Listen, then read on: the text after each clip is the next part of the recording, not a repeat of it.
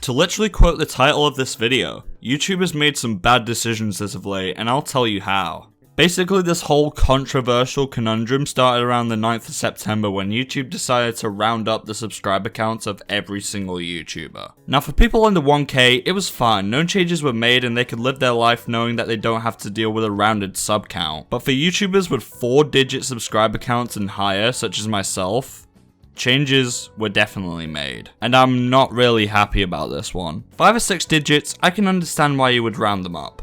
4 digits though, it's a different story. Because my sub count used to read 1,559 subscribers, but now it just reads 1.55k subscribers. The problem I have is that it's absolutely unnecessary to switch the last digit of the 4-digit number to a K, because you could have just kept it as the last digit and no one would have made any big complaints. In short, it makes no sense why you would abbreviate 4-digit numbers like this. 5 digits, maybe. 4 digits, no reason why you should at all. But the problem doesn't just come from YouTubers with 4-digit sub counts, no. It sparked negativity from many YouTubers. One example being AntVenom. He was never against the idea of rounded sub counts per se, however he does think that the update was something that no one asked for and therefore no one needed. In addition to this, he was also using one of those LeyeT time devices that could display your current amount of subscribers. He jokingly made a tweet saying that he couldn't wait to use it as a makeshift paperweight, but 17 hours later the device then displayed the rounded off sub count because Social Blade switched to those counts. Even checking my Social Blade stats, it made me look like I lost 10 subscribers when in reality I only lost about 2. To say the least, it wasn't a very good update on YouTube's part. But this was one of 3 unnecessary updates that YouTube have put out this month. Well, in reality it's 2 new updates, but I'm considering the second update as 2 new updates in its own right, and god the execution for those were poor. Basically, YouTube decided that they were going to make changes to verified accounts, which again, no one asked for. But YouTube said this on Twitter: "It should be easy to know when you found the official YouTube channel of a creator, artist, brand, or public figure." Basically, they're saying they're making it easier to find a verified channel by changing the design and criteria required for the channel to be verified. Okay, so quick update. Susan, the CEO of YouTube, recently just tweeted this out. So basically, they're not doing the update to verified channels anymore, but it's still a topic worth talking about in this video. A difference is being made, however, I feel we can do a lot more and a lot better. This is a good start though. Okay, back to the video. So the first update from this, the design. They're saying it's easier to know when someone is verified, however, the new design just, I don't know what it is. I feel like it's not as obvious as before. The checkmark next to the name does the job already because the checkmark actually made it crystal clear that it was a verified account. But to be honest, I can get past the new design. It doesn't really bug me as much as it does for other people. Still though, why fix it if it isn't broken?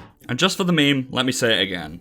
No one asked for this. The second update is where everyone has a huge problem though. The criteria. Toby Turner, of all people, tweeted out his argument against the change and posted images of the criteria. And it entails that A, you must have a large enough audience on YouTube. B, you must be recognized by a good amount of people outside of YouTube on the other types of social media like Twitter or Instagram. C, you must have a name that is unique and is something that is not used by many other YouTubers. And here is where everyone lost it.